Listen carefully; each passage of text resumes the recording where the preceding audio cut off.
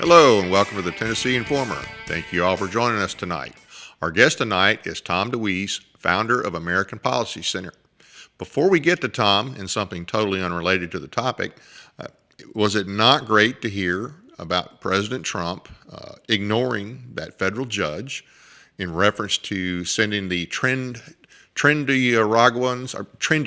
whatever you want to call them, the Venezuelan terrorist gang that's over in our country that was sent here or allowed here under Biden. And if you haven't heard the story, which you probably have, I guess they'd already sent them on the plane over to El Salvador, and the judge is upset. Somehow these judges think, these district federal judges think they have the authority to tell the president that he can't do that, okay? He's using the Alien Act from 1798. It's well within his power, from everything I can tell. And yet this judge is upset about it, actually thought that he could direct them to have the plane turn around and come back, which is insane.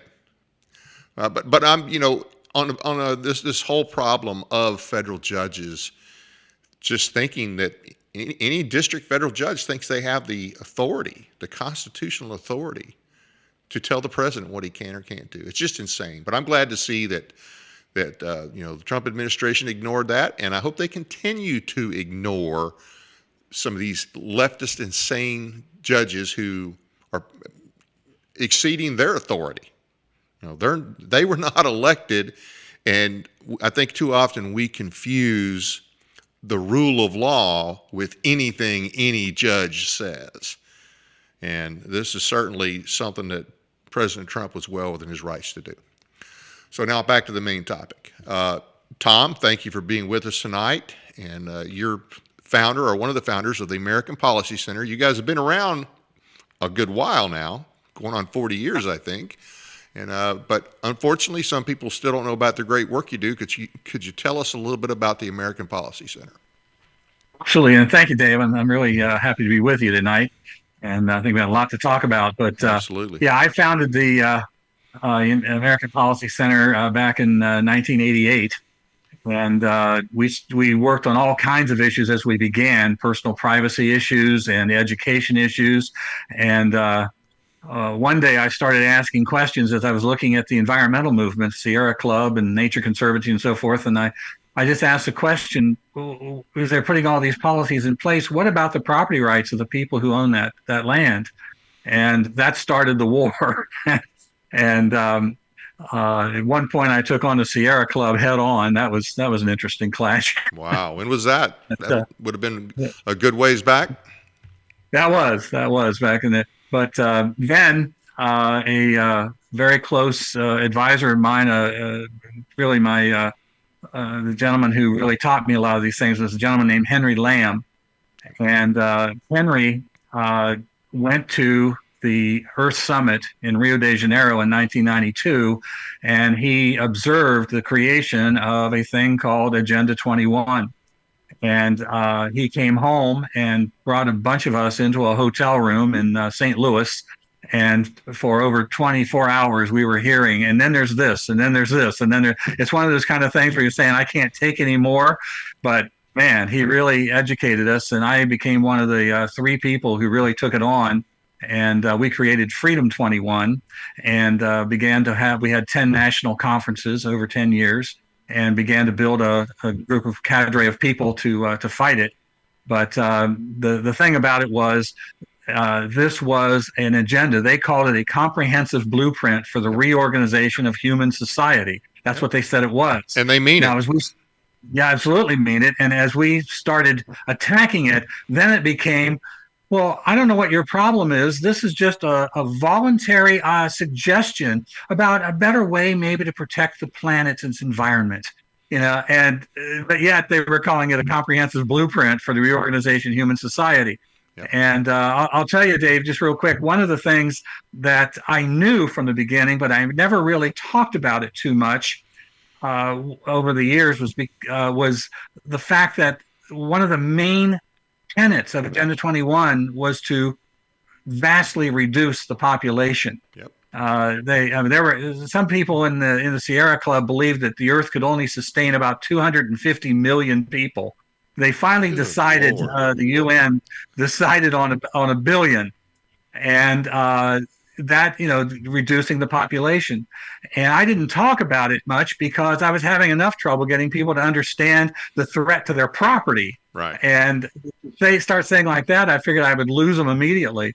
And but now, as you're looking at these policies, what we went through with the pandemic, what we're going through with the Great Reset, with the World Economic Forum, on and on and on, population reduction is a major part of all of that, and they openly say it. So, yeah. Absolutely. You mentioned Henry Lamb. Isn't he from Tennessee, or wasn't he living in Tennessee? Yeah, he lived in Tennessee. He passed away, unfortunately, about 10 years ago. It Yeah. was a great loss. And the other gentleman that I worked closely with between Henry and me and was Dr. Michael Kaufman. And he also passed away just a few years ago. So I'm the last one left of the original three that took this thing on. Oh, wow. But we built a cadre of people, and we've got a lot of good activists across the country that are understanding this, and a lot more understand it now than used to. So that's the good news. Yeah.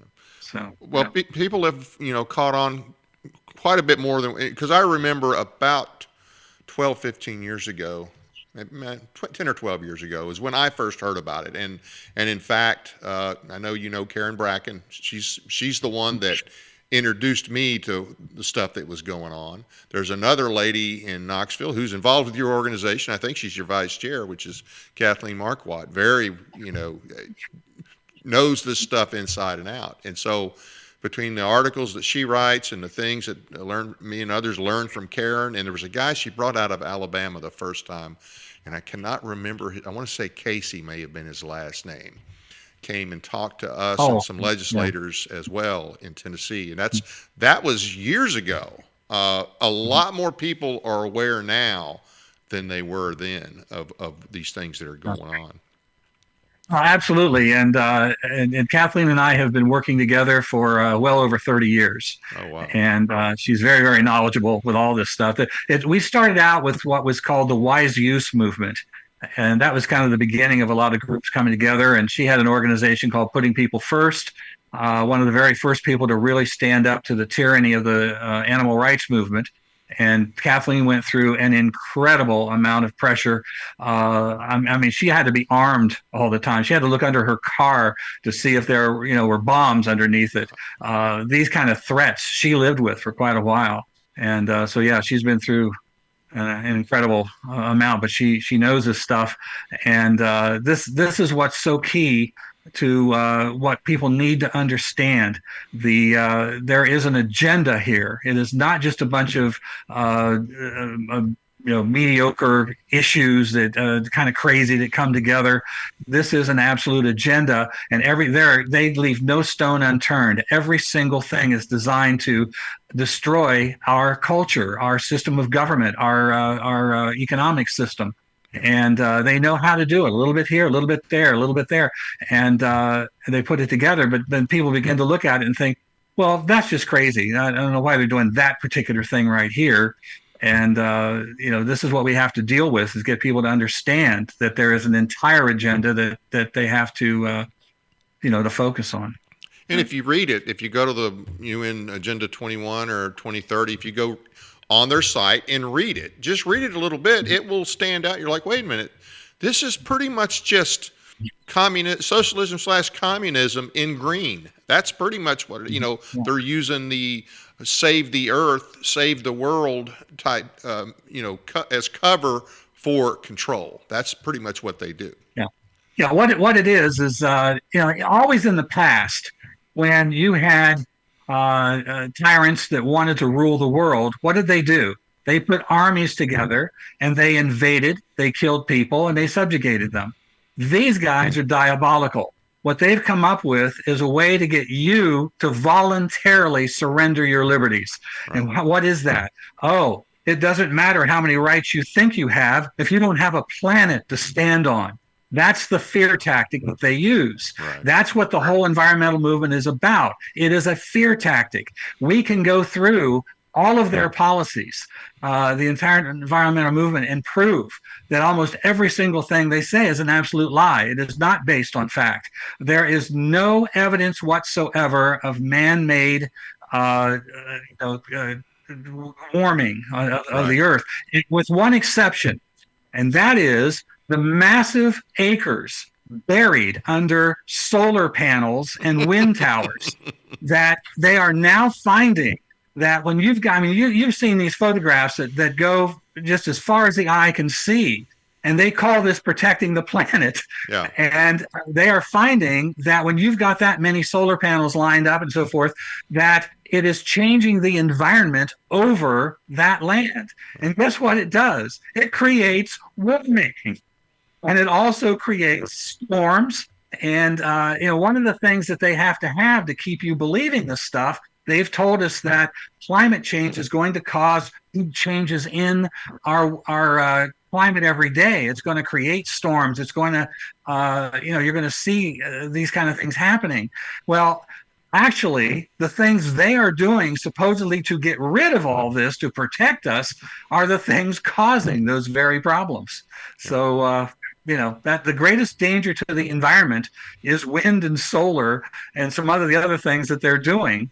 And the greatest protectors of the land are farmers, the people who have to live off of it, the people in the timber industry and so forth, are the greatest protectors of the land, because if they don't, they'll be out of business. Absolutely. Well, maybe we can get the animal rights people and these people fighting, because, with all those big wind turbines, all the birds that are killed every year by them. So somehow we could turn them against each other. Well, this is the interesting thing about it. I mean, you're absolutely right. That should be what's happening if they were really, truly about that issue. But this begins to show their hypocrisy when their very policies, are being put in place that are damaging the things they say they're trying to protect. So that really is the greatest example of the hypocrisy of the entire movement, and proves it has nothing to do with protecting the environment. It has to do with control. And the one thing I don't understand about it is that if they achieved everything they're trying to, they have reduced the population by a massive amount. They have destroyed the economy. They are cutting back our food supply, our energy supply. They've got to live in this world too.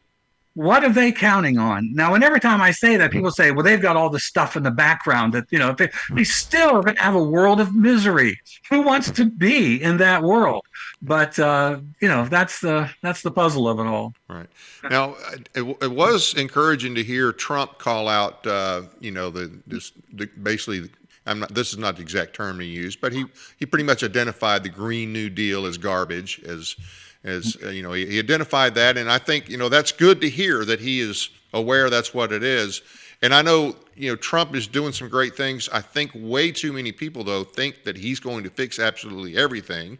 That's not feasible. He's only going to be there for 4 years. And he doesn't even necessarily thoroughly understand all of these threats. But the WEF, in fear that he was going to win back in October, they met in San Francisco to discuss how to continue to push their agenda. Now, their agenda, the WEF and the UN Agenda 21, 2030, they're all in sync. And so, but they had a meeting. What can you tell us about that meeting, and what do you know about what came out of it? Well, it's coming out pretty clearly that the other side already knew that Trump was going to win this thing. And so they were, very concerned about what are we going to do, because everything is about the agenda. How are we going to keep our agenda moving forward with him at the federal level, doing all the things he's promised he's going to do? He's going to mess us up big time. And the point of this summit in San Francisco back in October was to prepare for his administration, and the focus was creating new tactics to work at the local level, local, county, and state levels, to keep moving this agenda forward. And so they came up with tactics to do that, and that's what we're seeing evidence of that happening. One of the things that everyone needs to understand is that there is, they don't need UN troops to push all this stuff in place. Their shock troops are non-governmental organizations, NGOs, private organizations. I mentioned the Sierra Club, the Nature Conservancy. There's a World Wildlife Federation, which is the biggest one of the bunch, and but they've also got lots and lots of little ones. Here in my county in Virginia, we have the Piedmont Environmental Council. They literally control the county commission and probably the city council as well. And they are right there. They've got some of their own people elected on there. They've also, what they do is they surround your elected officials. You'll find there are 25 or 30, maybe 40 different organizations operating in your community. They have grant money coming from HUD or the Department of Transportation or the EPA. And each of these things, they help write those grants. So they know the small print in there. You may think that they have convinced your city council to get a grant to help pave Main Street, for example. And you think, oh, okay, we got the grant to do that. I know in my hometown in Ohio, they needed infrastructure fixed underneath the town square. There was 100-year-old wires and pipelines and things like that. Yeah, it's legitimate. You got to fix those things. Got a grant to do that. And it also ended up saying in the grant, they didn't know this at the time, that they had to put a roundabout on each corner of the square so that they could eliminate the traffic lights. You know, here you go with, you know, the whole problem with emissions from your car sitting at a traffic light. Right. That was one of the things they ended up having to do. This is what they do. You get a grant and they're pressuring you to get those grants. They're pressuring you to put these policies into place. And if you wonder why you go to city council or your county commission to try to talk to them about something you know, is that's really not a good idea. And they're not even listening to you. It's because they are surrounded by these NGOs, right, and they're whispering in their ear, don't pay attention to that guy, he's crazy. Yeah. And they ignore you. And the line you're going to get from your county commissioner is going to be, well, that's just the way it's done now. Right. You know, everybody's doing it this way, and the federal government tells us we have to do that. The good news, what's happened with Trump, is that he is now looking at these things. They're looking at these NGOs, the money they're getting, all of that stuff that Elon Musk put out, Doge put out just a few weeks ago on the USAID and the billions and billions of dollars. It was very clearly right in there. These NGOs getting that kind of money. They're using it. They're coming in on the attack. Well, that's working hand in hand with what the World Economic Forum is working with. A lot of people don't understand that the World Economic Forum, when they have these international meetings and so forth, lots of times they bring in local elected representatives for training on how to put this stuff in place. And so step by step, that's what they're doing. And they are prepared to come now into your city council to push these policies in place in your state legislature. And, you know, the way our government is set up, the federal government has only, I think, 19 enumerated policies, 17 or 19. And that is it. They're not really supposed to do anything else. Yeah. Of course, they ignore that. Yeah, they just put these in. The state government can now, you know, is what can have the power to begin to put these things in place. And we're seeing them begin to take these actions that are affecting our energy policies, our food policies, our, you know, all the things that are the pieces and parts of putting this thing in place. Right. And the Trump administration, even though I guess you could say they've been alerted to it, these people are so embedded in the system. And of course, you mentioned the NGOs, but we also have these regional planning commissions. Yes. So for instance, in this area, you fall under like the Greater Nashville Regional Planning Commission, and all that stuff is incorporated in there. Your planning associations, your American planners, they're in on it. The realtors are in on it. I mean, there's so many different levels that have bought into this, and unless you know what to look for, you're probably thinking, hey, well, Trump's in, I'm sure anything bad has been taken care of, but I guarantee you it hasn't. There's no way they can weed all this stuff out overnight. No, absolutely not. And you mentioned the regional councils. I mean, they may represent, these regional councils are overseeing 10, 15 different counties. Yep. And nobody's elected to these regional councils. You may have, they'll always say, well, we got a city councilman, we got a county commissioner on our regional council, but they weren't elected to that. That means that they can do things that they don't have a responsibility to any of their constituents. And they are the ones that now will apply for those grants, and it's not just for one county, it'll go to all 15 counties. And as you look across the country, you look at New England versus, say, for Arizona, for example, or the southern states versus the northern states, there's a different culture there. There's a different attitude, a different way of things being done. And all of a sudden people are mentioning how everything's starting to look alike. Every town you go to, all the buildings look alike. Everything is run. It's because of these regional policies being put in place step by step by step that are all the same thing. And then they'll tell you, oh, no, this is all just local. Really? Right. How's come almost every program in the entire country, every one of these comprehensive plans, talk about international building codes, international plumbing codes, and where's the local in that? I can take you to Jamaica and Dubai and show you the exact same plan with the exact same language. This is how the UN and the World Economic Forum are working to put this agenda in place worldwide. And the term sustainable development, when you hear sustainable development, in my opinion, you should think socialist doctrine, because that's pretty much what it is. Yeah, that is exactly the tool that put Agenda 21 in place, Agenda 2030, the Green New Deal, and the Great Reset from the World Economic Forum. Sustainable development is the word. Every time, if you look into your local comprehensive plan and you see the word sustainable anywhere in there, that is what that's from. And we have international documents to prove that that is true. And so that is what needs to be done to go after. And what I have found after 35 years more, for almost 40 years working on this issue, I have found that if you protect property rights, sustainable development cannot be imposed. Sustainable development is a destruction of private property rights.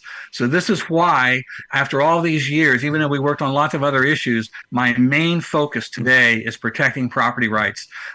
First of all, if you don't have property rights, then you don't have the ability to stand up and defend the First Amendment, because you can't. If you don't have your own property to stand on, you can't have freedom of speech. You can't have the Second Amendment. You can't have any of the other freedoms if you don't have the right to stand on your own property. And I have seen it done where you have a big demonstration somewhere and people come in and they'll say, well, right over here is the free speech zone. This is where you can say what you need to say, but not over here. I had a good friend, Michael Badnarik, who ran for president on the Libertarian Party as a candidate for them, and ran for president. And he told me that he went to a college one day, and he was going to speak to the students there, and they had him in this huge auditorium, and there weren't, more than 30 people in there. And he just felt weird with this great thing. And he said, can't we go into a smaller room and have more of a conversation? And they said, no, this is a free speech zone. And he said, I have news for you. Anywhere I go is a free speech zone. Yeah. But this is what they do. This take away your right to free speech.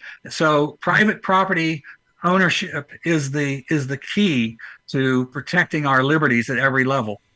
Absolutely. And any other, I know we're going to spend some time on conservation easements here in a second, but any other things that states need to look out for, states and counties as far as that goes, kind of what to know and what to look out for? Keywords or phrases maybe? Yeah, it's vital to understand these NGOs And I have been working very hard to try to help train people how to do research. Every community now has a comprehensive plan, and that plan is a tool. We didn't used to have comprehensive plans. It is a tool now to put this agenda in place. It is a global agenda, and as I said, the language is all the same everywhere, and the first thing you need to do to look into what's going on in your community is get a copy of that comprehensive plan. Lots of times it's right available on the website for your community. Other times you may have to go down to City Hall to get it or something. And do one thing. Look for one word in there that says anything about protection of property rights. Doesn't exist. There's a reason for that.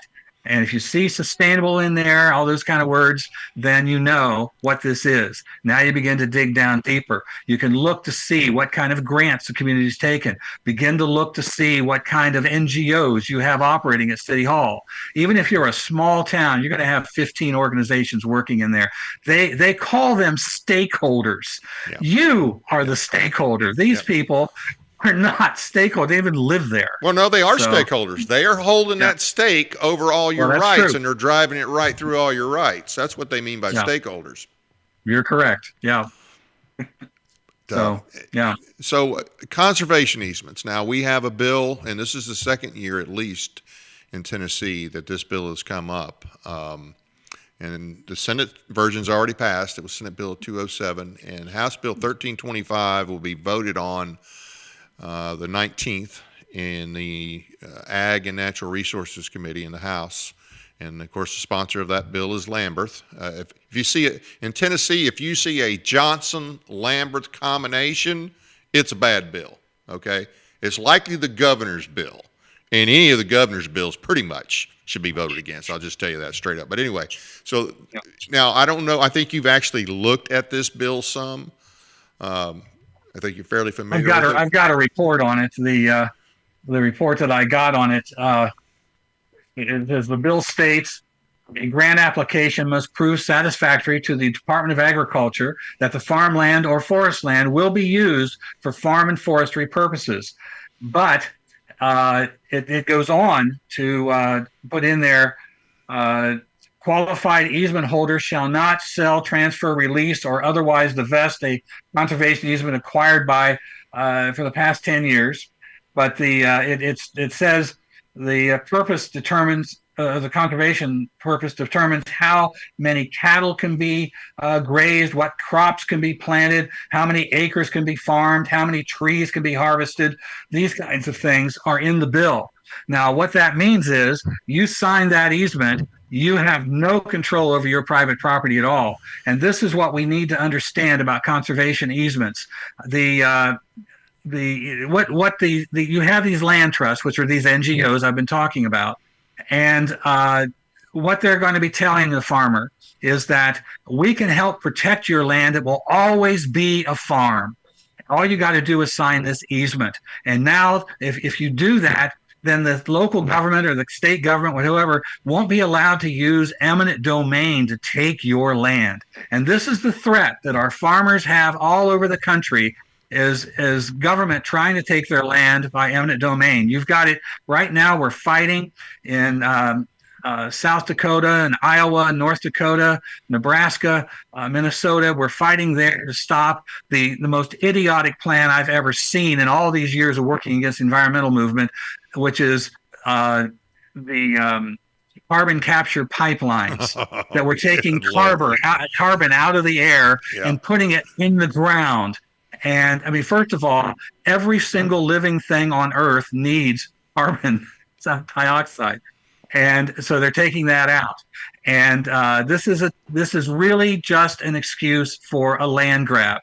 And you have these corporations, private companies that are building a private company for the pipeline, and they are going to farmers and they're saying, if you sign an easement to allow us to put the pipeline across your land, hey, we'll give you some money there for it, and we'll put it right across there. But I've got a copy of the letter. It says in there, if you don't sign this, then we are going to use eminent domain to take it away from you. They're playing games. The state government is allowing them to have this kind of power. And so there's the threat. You're a farmer, and all you want to do is farm your land. And now you're being threatened, and nobody's standing up for you. So, and plus the fact, if they're putting these policies in place, when you sign a conservation easement and you've got to use sustainable policies, and I just read what kind of things that means: the control of your cattle, the control of your how much land you can use. You have to use this much land for wildlife. You can't use it for your farming. Then you begin to go out of business because you can't make a profit on your land because of these policies. But they're using these conservation easements as the answer to all this. And what you're supposed to do is you sign the easement with this land trust in perpetuity forever. Now, And I don't think the Tennessee one is the Tennessee one. I thought it had this one doesn't. It's saying 10 years. Right. That is one of the things that I've been advocating that they do.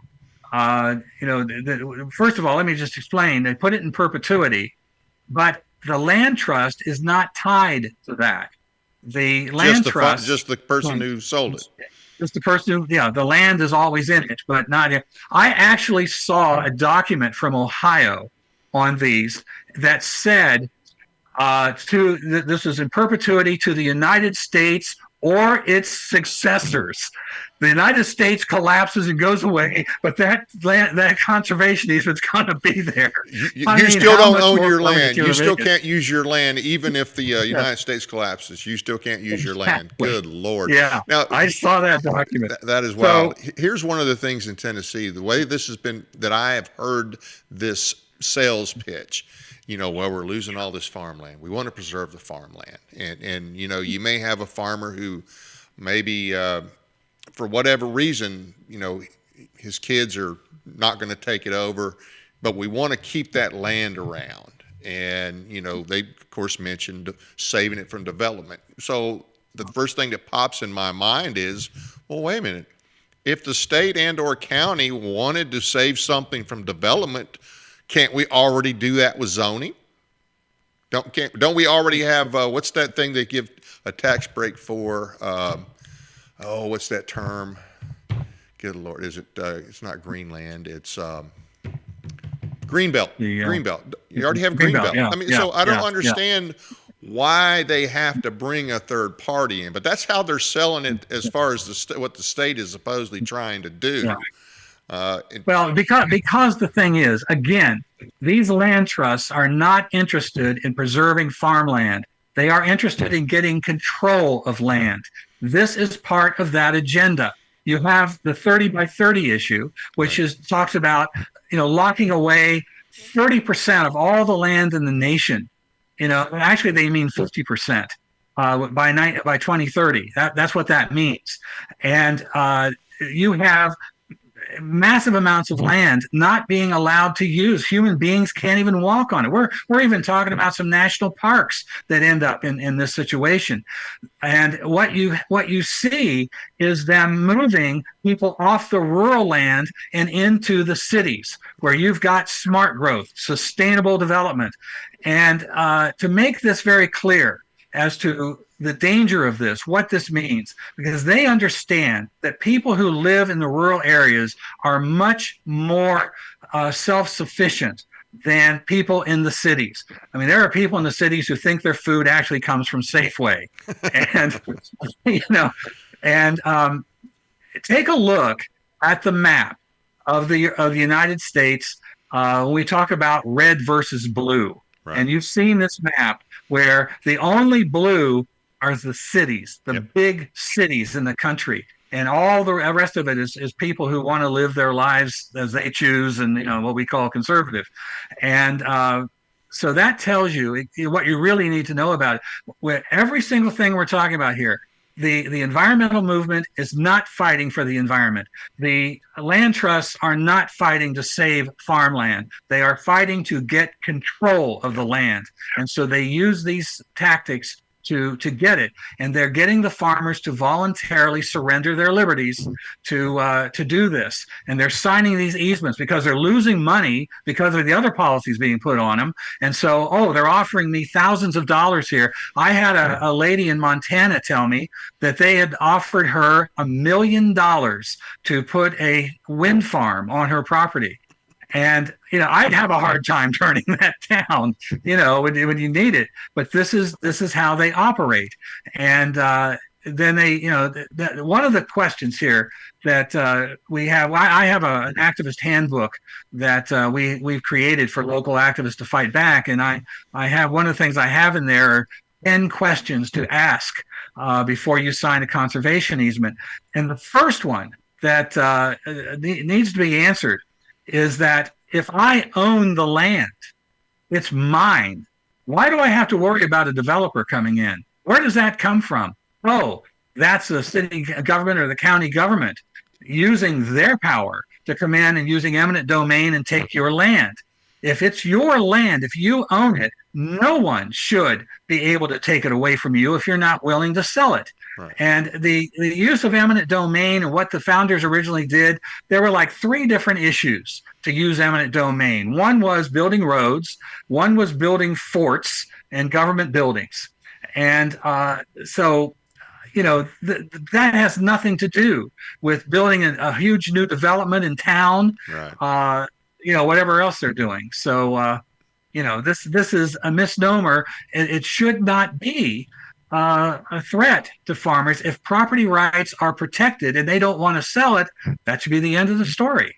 Absolutely. Well, let me ask you this.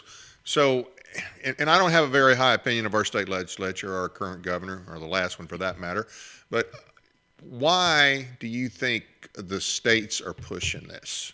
I mean, what does it benefit the state of Tennessee to push this issue? How is the WEF crowd or the Sustainable Development crowd or whoever, how are they making it worth the state's while to push this garbage?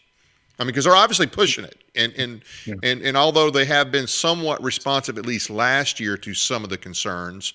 There's still a lot of concerns, and I don't understand why the state would push this. Yeah. It's not a matter of the state benefiting from it. It is a matter of certain members of those legislatures or the governor's office or what have you that are benefiting from it. Take a look at the list that DOJ put out of the USAID and the billions and billions of dollars going into the pockets. I mean, they were actually buying the news media. This is how they get control. They need that state legislature to pass these kind of regulations so that they have control of the land. That's what it's about, the global control.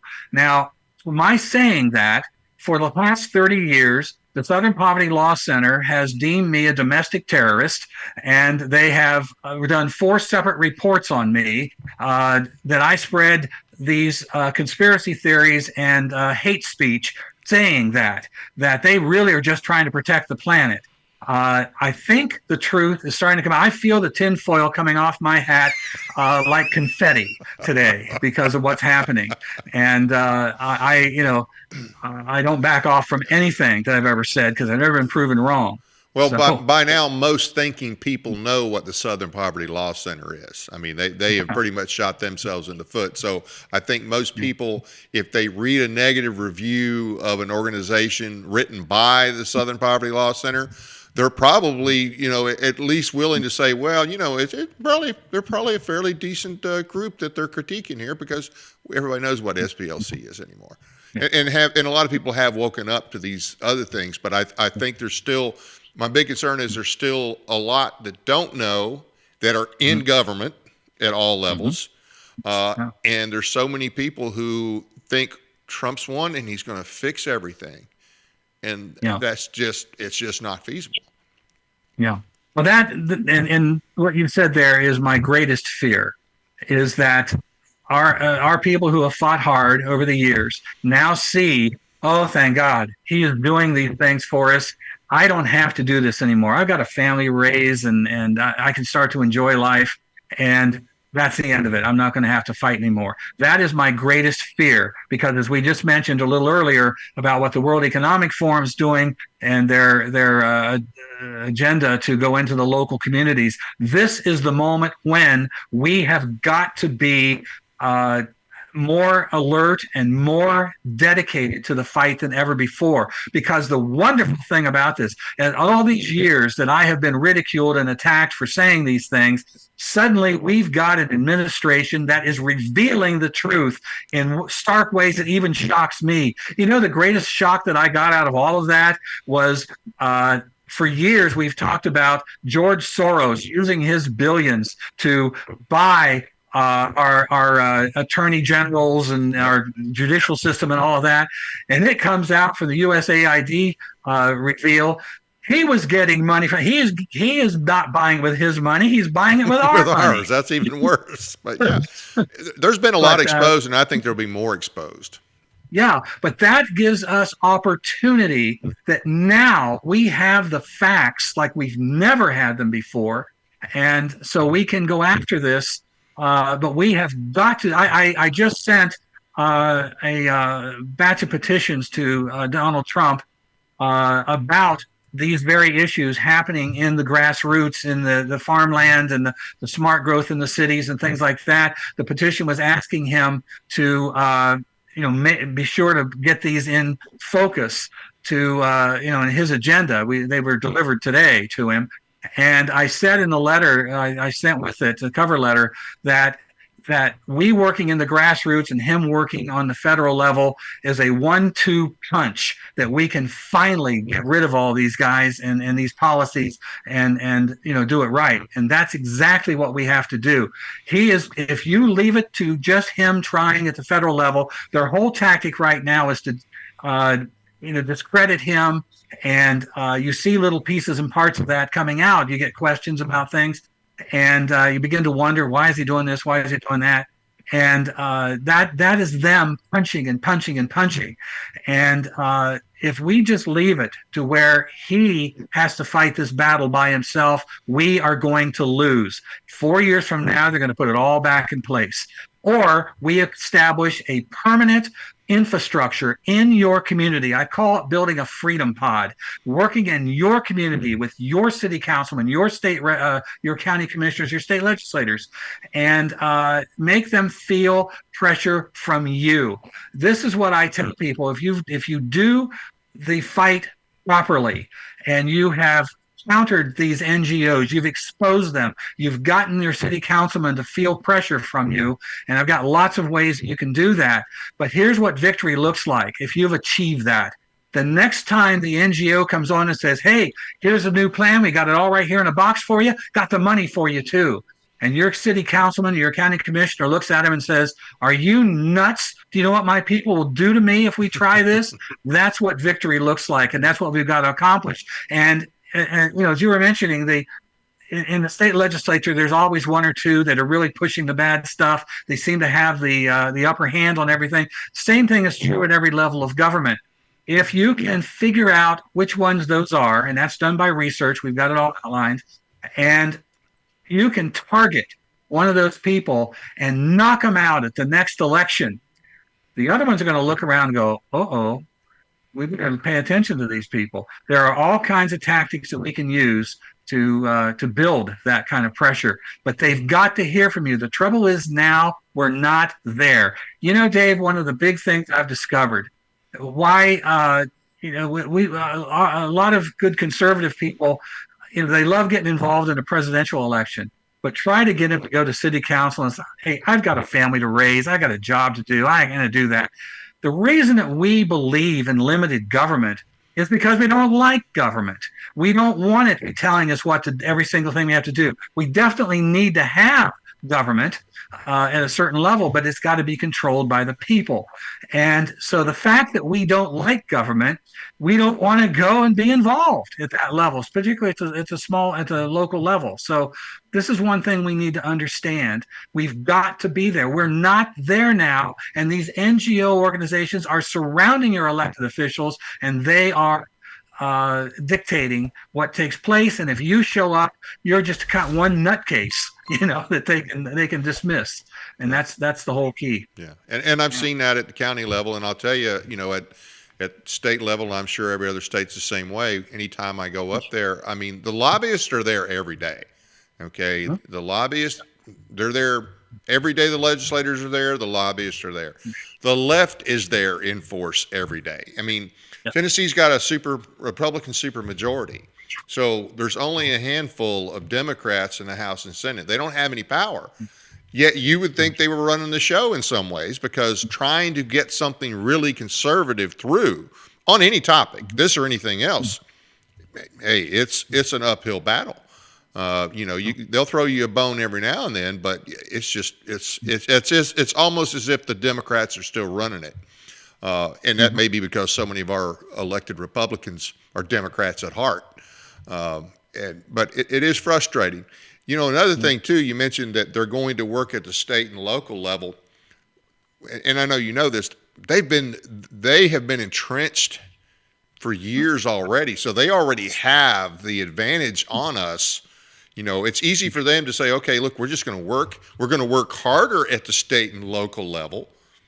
Mm-hmm. But we've never had enough people to counter them as it is on hardly any topic, this topic or anything else. So it's just, so having Trump is great.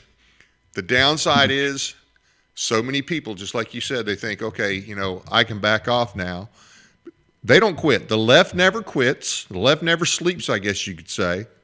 And they have infiltrated everything. They've done this over decades. So, they could easily wait out Trump, because unfortunately he's not going to be able to get rid of all of them.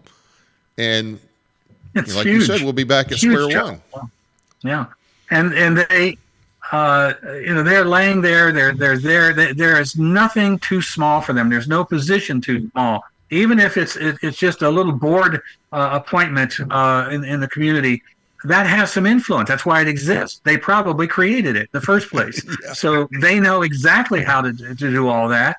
And we always want to look. And I have had people tell me that, well, we had this big issue come up, and we had 100 people show up at city council. And I said, what happened? Well, nothing. They didn't listen to us. And I say, what did you do the next day? Well, nothing. It didn't work. I said, they were looking at their watch. They knew that's exactly what you were going to do. And if you have 100 people show up, even if they don't pay attention to you, that is a victory.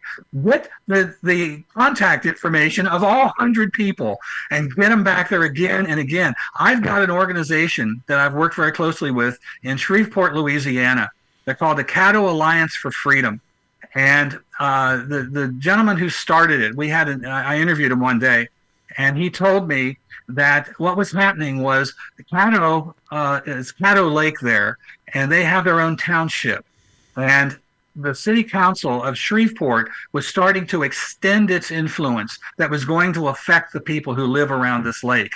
And so he and 2 or 3 other guys went to Shreveport, and they met with the city councilman, and they asked him, and they wanted to talk to him about this. He listened to what they had to say, and he basically patted them on the head and said, you look like nice boys, but they're not going to have any input on this because that's just the way it's done now. And Chris, the gentleman who was in charge, they were non-political people to begin with. They weren't political activists. But he said something snapped in his mind right then and there, like, want to bet? And they went to work. And they started fighting. They started getting the message out and so forth. They got 100 people to show up at every single council meeting. They have 4,000 people on their Facebook page now. Wow. They pass out leaflets door to door to tell people what's going on. And they've even gotten some of their people now elected to the county, in the township and state legislature. And he told me that then after they accomplished a lot of this, that city councilman walked by and said, what can I do for you fellas? Yeah, I bet he did. Hey, back to the easements for just a second. So, like I said, last year it was brought up about not making them permanent. And so I think, well, this year's bill has a 10-year. So if you're going to get an easement, what are some other things that, I mean, I don't like the ideas at all because I don't trust the people behind it on either side. I don't trust the legislature on this, especially the two people that are pushing this bill right there. That's a red flag for me. And I assume the governor's probably all fine with the bill, which is another red flag for me. And then, of course, I know that somebody's going to come up and buy this, or, you know, the people, the NGO involved is going to be an issue. So what are some of the things that, if you can't stop it, that you would want to, protections that you would want to have in it? Yeah. Or is there anything, is there a bill that you could do an easement that you could put enough protections in there to where you would be okay? Number one on that would be that it isn't in perpetuity. I suggested like 5 years. Right. If you have an easement on your property and you know, all this stuff is happening and it's not working for you, 5 years is enough time to figure that out. Now, some of them are proposing 10, 15, maybe even 40 years, but it has to have an ending to it. If it's not working for you, there has to be a way out of it.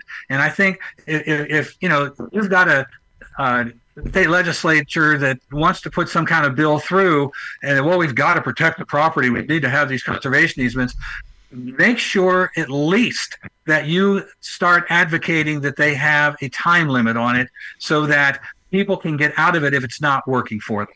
That is, I think that would strengthen it in a great way for the property owner, and not everything's in the hands of the land trust. And let me give you just a couple of examples of what we've run into with conservation easements. There was years ago, there was a gentleman in Pennsylvania, an older elderly gentleman, and he wanted to preserve his land and make sure it was always a farm, and so he signed a conservation easement. And they, of course, gave him some money for doing that. And he decided, I can finally build my dream house on my land. And he starts building it. The land trust comes along and says, you can't do that. That's not in your easement. You can't do that. He literally had to stand in his yard while they tore down the house he was building. That's the control that they had on it. Another one, which I was personally involved in here in Virginia, we had a lady who was buying a farm. She was buying it from the Piedmont Environmental Council, the land trust that controls the whole place. And they let the land go into great disrepair. The barn had a big tree crash down in the middle of it, they in the sale of the property, they slipped in a conservation easement. And she said, well, what is this? They said, oh, that makes sure it's always going to be a farmland. Oh, okay. And she signs it. Then she spent several $100,000 fixing things up. And they decided they wanted it back. And she put in the barn, she put a little store in there to sell the products that she grew on the farm. And one night, she had a friend who had a child who was going to have a birthday. He wanted to have a birthday party. She says, well, come on over to our store. We got room over there for it. They can have a party there. It wasn't anything she was selling. It wasn't anything she was making money from or anything. It was just like you saying, well, come over to my house. You can have the party in my living room. That was the same thing. They said, violation. You weren't allowed to do that sort of thing there. And they started a campaign where they were doing surprise searches. They would come onto the property. They would go into her home, look in her closets, do everything else, just kind of like the Secret Service did or the FBI did to Trump at the Mar-a-Lago. But they started doing stuff like that. And now, I mean, how can they be? What authority do they have to go into somebody's house and search for anything? They were looking what you're allowed to do in the easement, and if you weren't allowed to do these kind of things, then it's a violation. And it was just these are a tool to control you, and they used it that way. Well, she went to war with them, and I and a whole bunch of other people in the county, several other groups and stuff, we joined her and joined her forces. We ended up getting 2 bills passed in the Virginia legislature under her name to protect her property. This became, one of the other things they tried to do, they went to the bank that was her mortgage holder and tried to buy her mortgage. That was another thing that they tried to do. But we went there and testified before the legislature and got 2 bills passed to protect property owners from these things. It was, and it put a whole bunch of pressure on the Piedmont Environmental Council. It became the first time in my knowledge of it all that a land trust was fighting to get out of a conservation easement because she had come at him so strongly and fought back.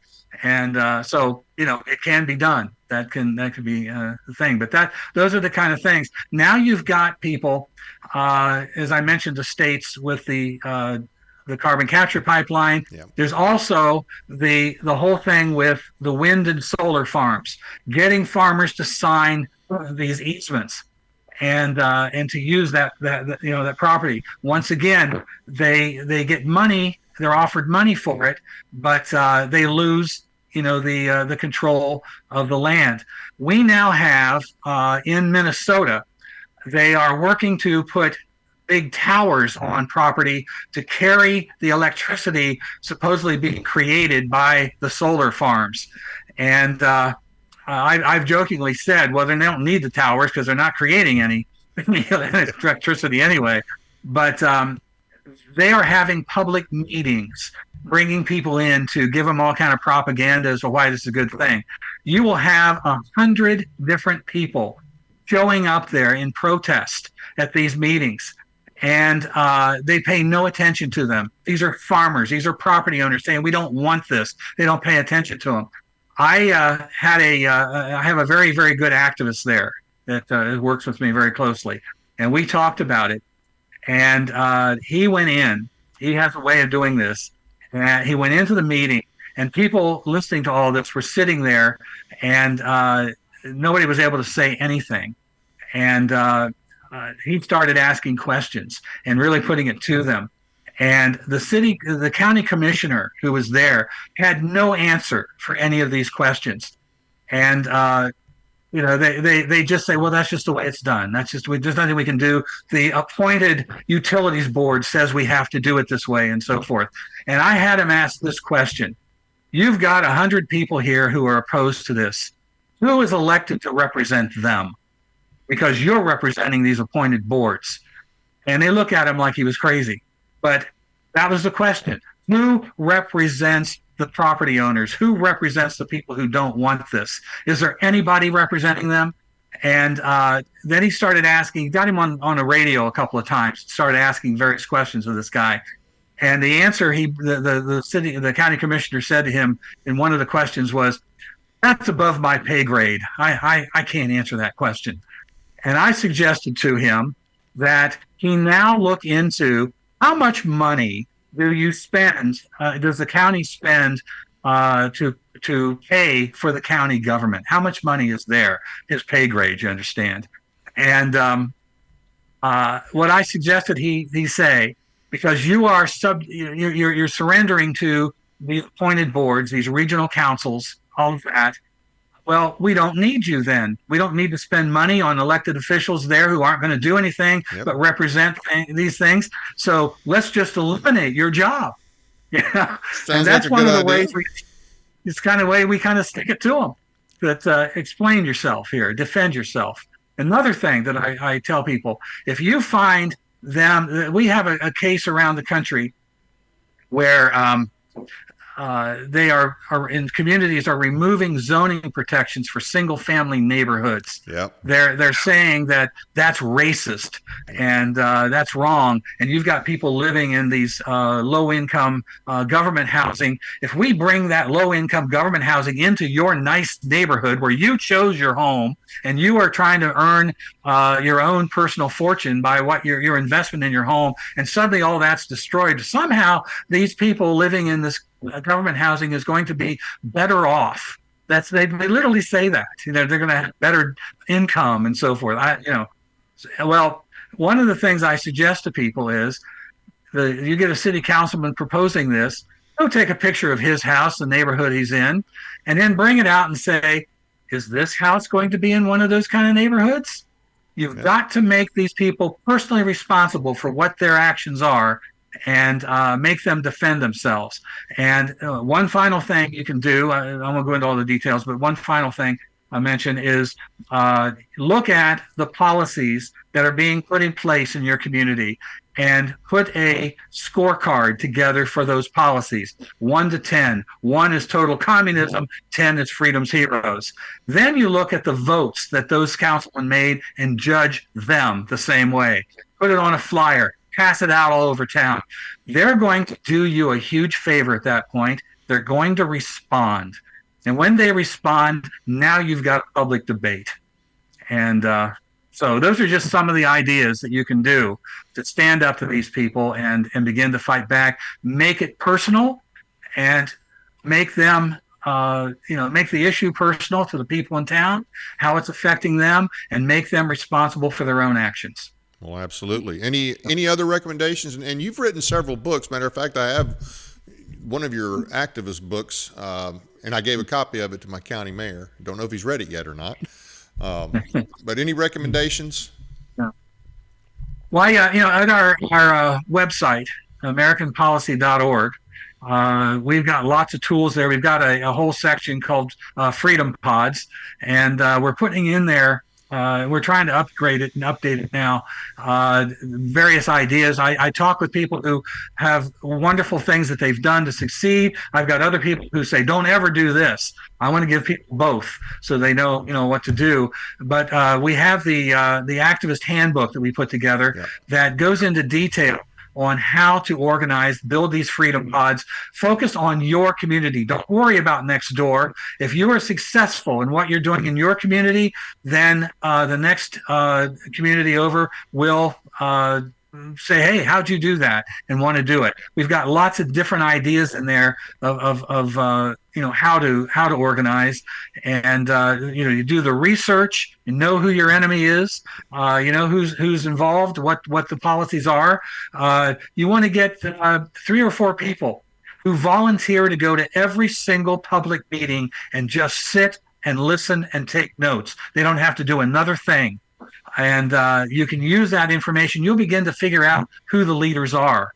And you see them sitting there in their seats, and they're looking over at this guy, this guy, this guy. Those are the NGOs they're looking at, and they're talking to. And you might hear of something. Hey, that policy that we talked about 6 months ago? We're ready to put that in place. Now you know it before it happens, so you can begin to organize against it, and you get the upper hand on it. And so being personal. Getting one of the big things, the problem we have, and people tell me all the time, is the news media, local news media won't listen to them. They're all with the left and listen to all the liberal stuff. And I do think you need to talk to them, because if you never ever talk to them, then they're never going to hear what you got to say. But at the same time, you can put together, I mentioned putting things on a flyer, getting it into stores on counters, getting it, take it around door to door, have people hear about it. And we've actually now got people who are starting their own little monthly newspaper. And it's like a shopper size.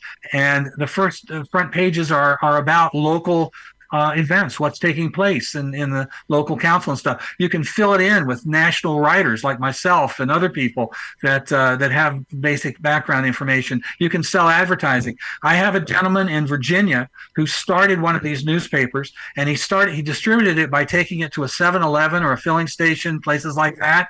And he started to notice as he started to deliver them, people were standing there waiting for them. He now has expanded to 3 counties, puts out 85,000 a month. Wow. Doing this. Wow. And other communities are starting to do these things. We're trying to show people how to get it started and stuff. So there's taking control and getting your message out. And you cannot do this alone. If you go in there by yourself and try to speak out, you're courageous, but you're not going to get anything done. Yeah, you're not effective. But you get a team together, And you don't need a huge team. You can have 10 or 15. It can be really effective, but you can make a big difference and get it done. We've got that on our website. You can get a copy of it. My book, Sustainable: The War on Free Enterprise, Private Property, and Individuals, it covers all these issues we're talking about. And I actually ended up writing a novel, much to my absolute shock. I never wrote fiction before in my life, and it's called Erase. And literally everything you're seeing now, the first reviews I got on it were, this is the most important political novel since 1984, Atlas Shrugged and Michael Crichton's State of Fear. Wow. I was shocked when I got, and I've gotten several reviews comparing it to those. And what you're seeing today happening with Doge and all that kind of thing is like in the book that I wrote almost. I wrote it 9 years ago. And I just yesterday sent an email out to someone where there's been a lot of talk of trying to make it into a movie, and I'm trying to. So you're going to play yourself? No, I'm not in it. I killed myself in the opening chapter. Oh, okay. It's a murder mystery. Okay. Well, hey, thank you for coming on and for all this great information and for all you do, and definitely want to have you back. Absolutely, anytime. Happy to. And I want to thank you all for taking the time to watch the program tonight. Please be sure to hit the like and subscribe buttons as well as the notification bell so you never miss an episode. We appreciate your support. Check out our audio podcasts on iHeartRadio, Spotify, and other platforms as well. Sign up for our weekly newsletter at our website, tninformer.com. Find and follow us on X as well as Facebook. I got a quick nullification bill update for those of you who haven't heard. The nullification bill in Tennessee, Senate Bill 479, it was put in general sub last week, so it's dead for the year. And, we'll see what happens with it next year, or a version of it. But we're not giving up on the nullification debate or the nullification fight, okay? It's too important. The only way you put this federal government in check long term is through the states. So we're not going to go away. There's a few things that you probably want to read in reference to this. In addition to the tncss.weebly.com site, that's Tennessee Citizens for State Sovereignty, which just has a lot of great information. The 10th Amendment Center.com has great information. In a recent podcast they put out, The Supremacy Clause Hoax, How We Became What the Founders Fought. I definitely recommend you listen to that. That's an excellent podcast. There's a great article that you need to read. This is from federalistsociety.org, and it's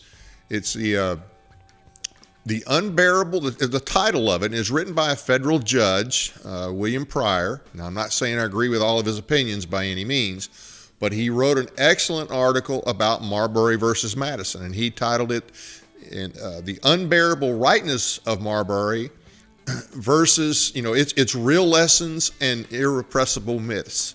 And it basically lays out the truth of Marbury versus Madison. And there were good, solid constitutional, there's some solid constitutional reasoning in Marbury versus Madison by the Chief Justice at the time, John Marshall. But there's been a lot of myths associated with it, and there's been a lot of distortions associated with it. And he lays them out. It's really worth reading. It's not the garbage that we're fed that John Marshall created judicial review, and that judicial review means judicial supremacy. So he really puts a knife through that myth. So I would really encourage you to read that. Tennessee Firearms Association, Day on the Hill, March 26th. Go to TennesseeFirearmsAssociation.com for more info on this event. Need to get up there. That also is the last day that they're going to run any of the gun bills to the House Civil Justice Sub. So that'd be a good day to be up there if you can. You'll get more information on that. And HJR 53, which that's the constitutional amendment to basically return our Constitution in the state of Tennessee to just say that you have the right to keep and bear arms, not that the legislature can regulate the wearing of arms. We're going to do away with that last little portion. So that's good information on the site for that. We do, yeah, right. And one other event here we have, and I'm going to have to read some of this off of my phone. So Live Not by Lies, This is going to be presented to you by the Murray County GOP. Tuesday, March 20th, 6 to 8 p.m. at the Well Church. That's at 1412 Trotwood Avenue, Columbia, Tennessee. Tickets are $10 online. And an evening with Rod Dreyer, best-selling author of Live Not by Lies. And these tickets are $20, and that's 27th March, 6 to 8 p.m. at the Murray County Memorial Building, 308 West 7th Street, Columbia, Tennessee. Give you a little bit on this. Live Not by Lies. It's a manual for Christian dissidents. It's a 2020 book by the American author Rod Dreyer. He examines the nature of contemporary soft totalitarianism. You remember we talked earlier, in the old days, somebody wanted to take over, they just got up a big army. But now the communists are working different in our government. And he draws parallels between current social trends and the oppressive regimes of 20th century Eastern Europe. He emphasizes the modern forms of control are less about violence and more about psychological manipulation and the enforcement of ideological conformity. Boy, does that sound familiar. And he shares his experience of Eastern Europe dissidents, the clergy, the laity, martyrs, and confessors who resisted communist regimes. These narratives serve as a cautionary tale and provide practical advice for recognizing and opposing similar patterns in our society today. So that's definitely worth checking out, and you can get the tickets online. The information is also on our website, so we appreciate you tuning in for that. Join us later tonight at 8:30 for our second show. We'll be joined by Andrea Gomez with Tennessee Fair Elections to get an update on election integrity legislation, and we're going to talk a little bit about some school legislation.